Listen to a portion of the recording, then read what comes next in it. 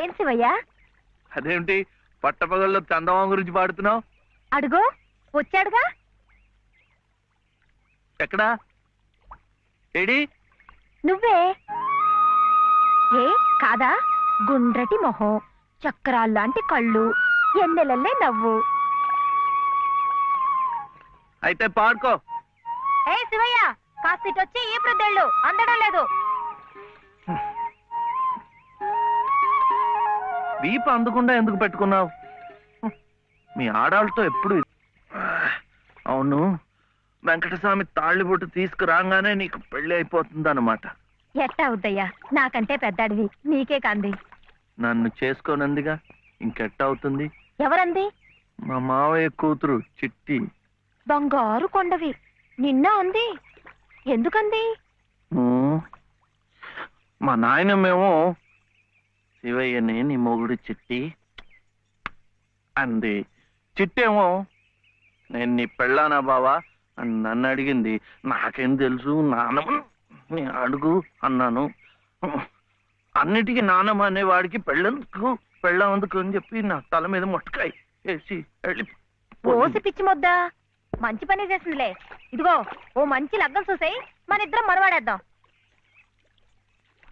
ఏంటి శివయ్య, వింటున్నావా? లేదు, బొందు కంటుకుంటున్నావు.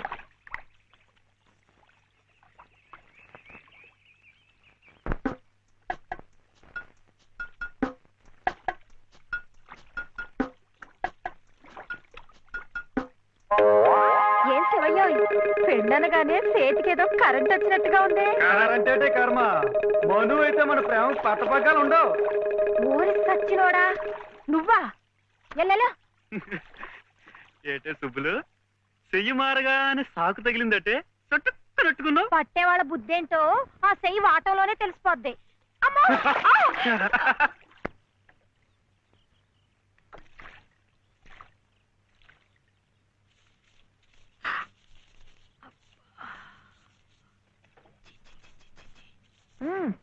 పొద్దున్న ఏ మొహం పడితే ఆ మొహం చూడకు. అత్తయ్య ఏదో ఉండనా? లోపలికి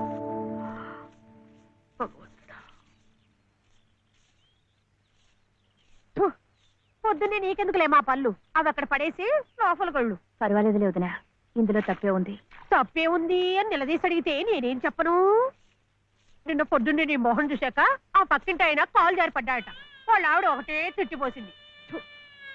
పొద్దునే లేచి ఎవరైనా కాస్త మంచి మొహం చూడాలనుకుంటారు పాపం. ఏమే నీళ్ళు, నువ్వు వెళ్ళి కాస్త కాఫీ పని చూడమ్మా. వెళ్ళు.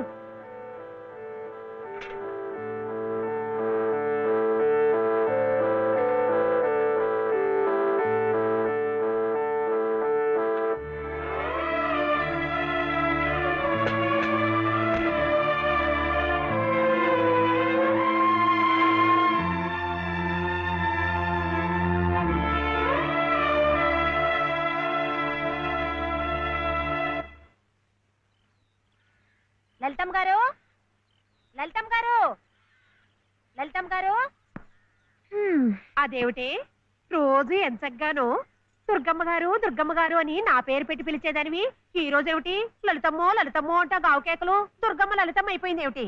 అదెట్టా అవుతుందమ్మా, దుర్గమ్మే, లలితమ్మ. నా జాకెట్, నా లాగు, నా చొక్కా ఎక్కడా? ఇదిగో బాబు,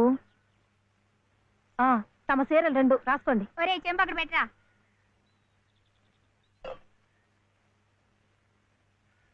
రా బాబు, ఇదిగో మీ అమ్మగారివి 6 చీరలు.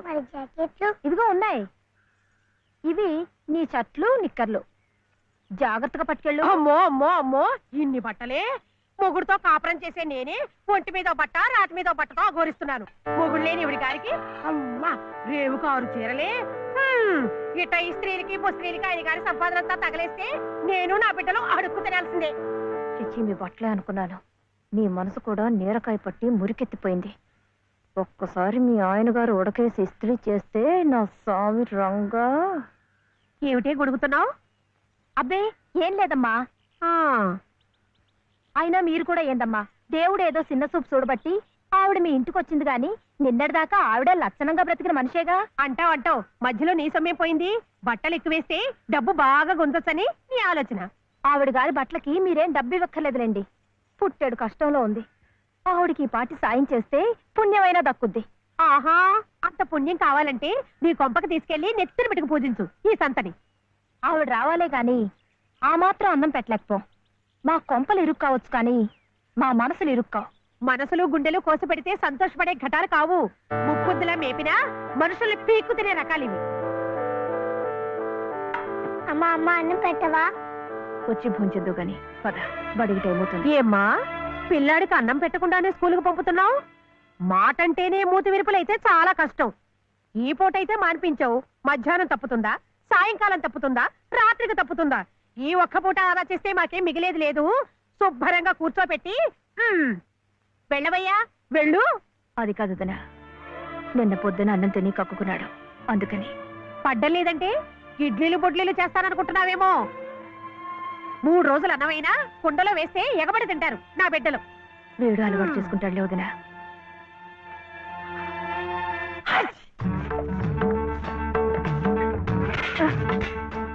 ఇక్కడ గొడిగే. నీకు వర్షం వస్తుందేమోనని. సరే సర్లే, ఎక్కడైనా పెట్టు. రామ రామ. ఇక్కడ కాదు, అక్కడ.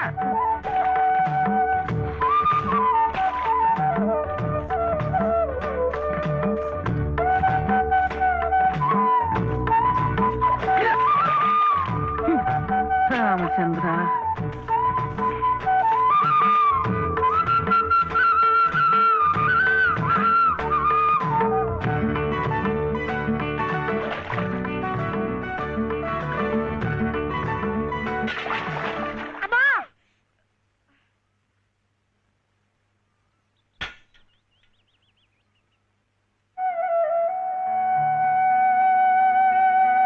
అయ్యయ్యో, ఏమిట్రా ఈ తలతిక్క పనులు? చూడలేదు. సర్లే, బిడ్డ పూర్తిగా తడిసిపోయాడు. ఏమనుకోకమ్మా. పర్వాలేదు. చాలే. అయితే రేపటి నుంచి నీళ్లు కూడా పోయాను. ఒరే, ఇదంతా నా కోసం అట్రా, నీ కోసం కాదు. ఏది చేసినా భక్తితో చెయ్యాలయ్యా. అయితే ప్రసాదానికి వెళ్ళినా వెళ్ళు. ఓం రాజాతిరాజాయ ప్రసహ్య సాహినే నమో వయం వై శ్రవణాయ కుర్మహే సమే కామాం కామకామాయ మహ్యం కామేశ్వరో వై శ్రవణో దదాతు. ఇంకా నైవేద్యం కాలేదురా. శ్రవణో దదాతు.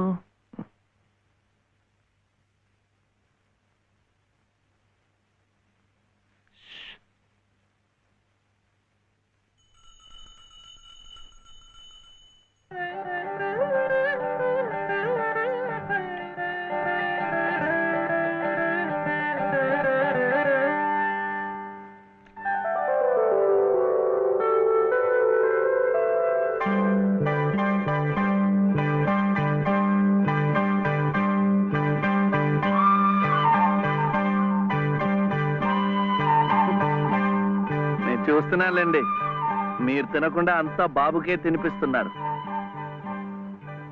తీసుకోండి. నాకు లేదనా?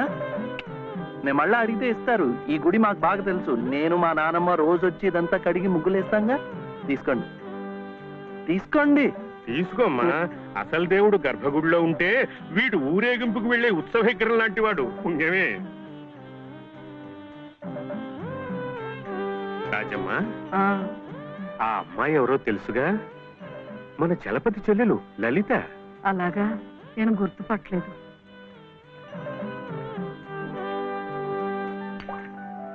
నిన్ను గుర్తుపట్టలేకపోయానమ్మా. ఏమనుకోకు. ఏమిటో మనిషికి ఒక చింత పెడతాడా దేవుడు. గంగిగోవు లాంటి మీ అన్నయ్యకి ఆ మహాతల్లి మీ వదిన ఎలా దొరికిందో. వస్తానండి. పదమ్మా. చూడమ్మా, ఇంత చిన్నతనంలోనే నీకొచ్చిన కష్టం సామాన్యమైంది ఏం కాదు. ఇలాంటప్పుడే మనసు చిక్కబట్టుకోవాలి. నేను ఎన్ని ఎదురు దెబ్బలు తిన్నానంటావు. కళ్ళ ముందే కాపురం చేస్తున్న కూతురు పోయింది, కొడుకు కోడలు పోయారు. చిన్నతనంలో జరిగిన ప్రమాదంలో మెదడికి దెబ్బ తగిలి నా మనవడు ఇలా అయిపోయాడు. ఇవన్నీ తట్టుకుంటూ మందులు మాకులు తింటూ ఇంకా బ్రతికుండాలనుకుంటున్నానంటే ఎందుకంటావు? నా మీద ఆధారపడ్డ వాడి కోసం, నా మనవడి కోసం. భగవంతుడా, వాడి బుద్ధి పెంచకపోతే పోయే, ఏ కల్మషం ఎరగని ఆ పసితనాన్ని అలాగే ఉంచు. చెప్పింది చేసే పట్టుదల, దీక్ష అవైనా ఇచ్చావు, అంతే చాలు అని రోజుకొక్కసారి ఆ దేవుడికి గుర్తు చేయటానికి ఈ కట్టిని ఇలా ఉంచాను. అమ్మా స్కూల్కి వెళ్ళొద్దు. చాదస్తం అనుకోకపోతే ఒక్క మాట చెప్తాను తల్లి. నువ్వు కూడా ఒక మంచి రోజు చూసుకుని ఈ గుడి ప్రాంగణం తుడిచో, మెట్లు కడిగో, ఇంత సేవ చేసుకో. అంత మాత్రాన బాధలు తీరిపోతాయని కాదమ్మా. ఆ భగవంతుడి అనుగ్రహం ఉంటే ఈ కష్టాల సముద్రంలో పడి కొట్టుకుపోకుండా కనీసం మోకాటి లోతునైనా సాగిపోగలమని. ఆ లలితమ్మ ప్రసాదాలు పెట్టి పిల్లాడిని స్కూలుకు పంపుతోందంటే ఆ వదిలి గారు ఎంత అమానుషంగా ప్రవర్తిస్తుందో ఆలోచించు. అగో, నీ ఇష్టం వచ్చినప్పుడు అలా రావడానికి పోవడానికి ఇది ఏమన్నా ఇదనుకున్నావా? టీ గుంజీలు ఏదో పొరపాటు అయిపోయింది. రేపటి నుంచి వాడి టైంకి వచ్చేస్తా. రేపటి సంగతి రేపు చూద్దామమ్మా. ఈ క్లాస్ అయ్యేదాకా గుంజీలు వేద్దావా అని. అప్పుడు కానీ రాంగ్ కుదరదు. ఒరే ఒరే, ఏమిట్రా ఇది? మీరు క్లాస్ అయ్యేదాకా తీగుంజలు తీయండి. వాడికి నాకు సామ్యం ఏమిట్రా? వాడు తప్పు చేశాడు, తీయొద్దు. మీరు తప్పు చేశారు. నేనేం చేశాను? వాడు ఎందుకు ఆలస్యంగా వచ్చాడో తెలుసుకోకుండా తీగుంజలు తీయమనడం తప్పు కదా. రే, ఎందుకు ఆలస్యమైంది? నువ్వు తీయొద్దు. ఏమ్మా, ఎందుకు ఆలస్యమైంది? వాళ్ళ వదిన బాగా చూసుకోపోతే గుడికి నిజమే కదా, గుడికి తీసుకెళ్లి ప్రసాదం పెట్టి తీసుకొస్తోంది పాపం. అన్ని మెట్లు ఎక్కి దిగాలంటే ఆలస్యం అవుదా? అవుతుంది. ఆ సంగతి చెప్పొచ్చు కదమ్మా. అంతే, ఆపు ఆపు. మాస్టారు, రేపటి నుంచి గుడిలో ప్రసాదం అయిన తర్వాత వీడు వస్తుండగా చూసి బెల్లు కొట్టండి. అట్టాగే లేరా, వెళ్ళు వెళ్ళు. నీ పేరేమిట్రా? బాలసుబ్రహ్మణ్యం. బాలసుబ్రహ్మణ్యం.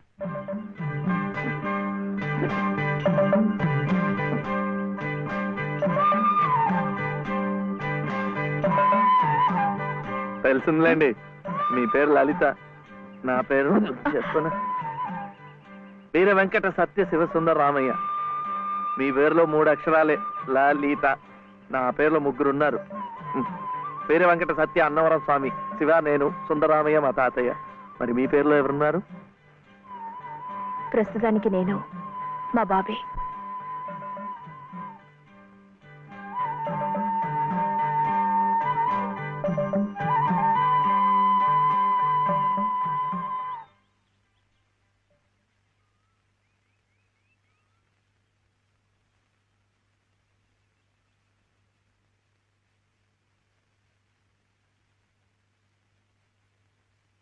ఇలా సహాయం చేస్తే పుణ్యం, కానీ మొగాళ్ళు మాత్రమే చేయాలి.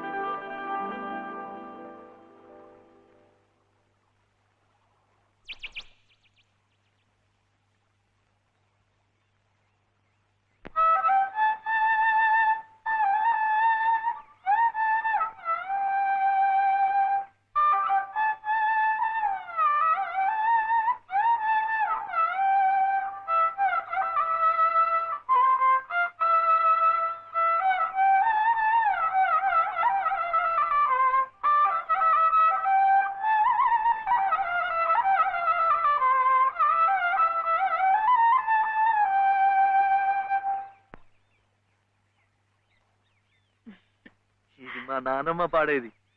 ఏమిటి చెప్పండి. శివుడవో మాధవుడవో ఎవరని నిర్ణయించేదిరా, మిమ్మల్ని ఎవరని నిర్ణయించేదిరా. మీకు సంగీతం బాగా వచ్చనుకుంటానే. మీకు తెలిసిన చోట 2-3 సంగీతం పాఠాలు ఇప్పించకూడదు. పాఠానికి 100 రూపాయలు ఇచ్చినా నా బ్రతుకు గడిచిపోతుంది.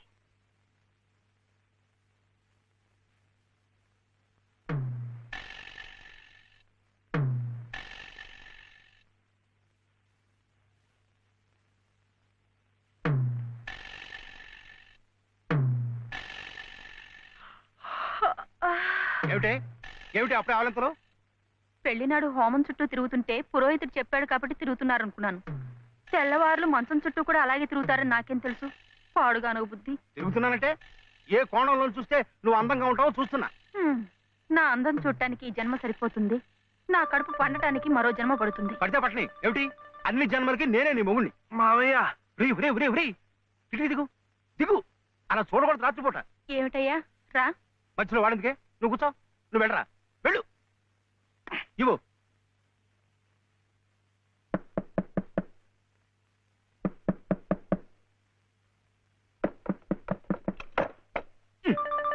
ఏమిట్రా? ఏమిటి నీ గొడవ? అర్జెంటుగా నాకు 100 కావాలి. 100 లేదు కింద లేదు నీ పొంద. పోయి పడుకో. ఇస్తే గాని నేను ఎళ్లను, పడుకోను. చేతులు విరక్కొడతాను. అర్ధరాత్రి లేదు అపరాత్రి లేదు. పో.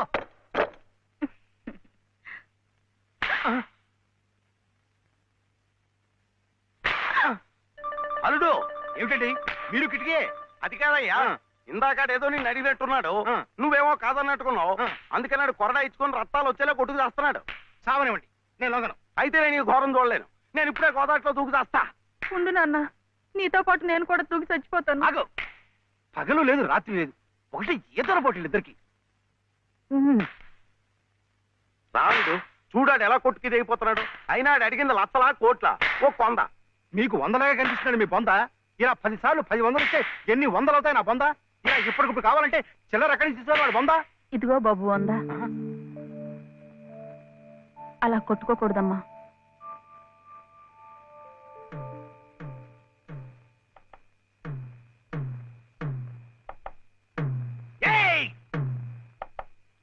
ఉత్తు తరుపులే, ఆడేం చెయ్యడు పాపం. కానివరే, ఇంత గొడవ చేసి 100 రూపాయలు ఇచ్చుకున్నావు కదా, దేనికి? సంగీతం నేర్చుకోవడానికి. అందులో సగం నేను నేర్పుతా. ఏం సగం ఇస్తే సగమే నేర్పుతానేనా? మరి మీకిస్తే ఆవిడకి సహాయం చేసినట్టు ఎలా అవుతుంది? ఆవిడెవరు?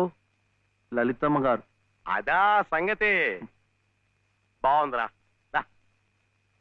కానివరే, ఓ పెద్ద పేరున్న దర్జీ దగ్గరికి సీటీ కూడా అట్టుకెళ్ళి మంచి కోటు కుట్టమంటే బాగోదు.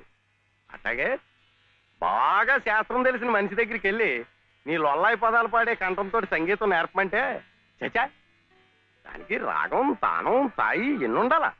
అసలు గొంతుకే స్థాయిలో ఇప్పుడు జమ్ములు నిలబడిపోవాలా. అప్పుడు ఆవిడ ఏమైనా నేర్పినా నువ్వేమైనా నేర్చుకున్నాను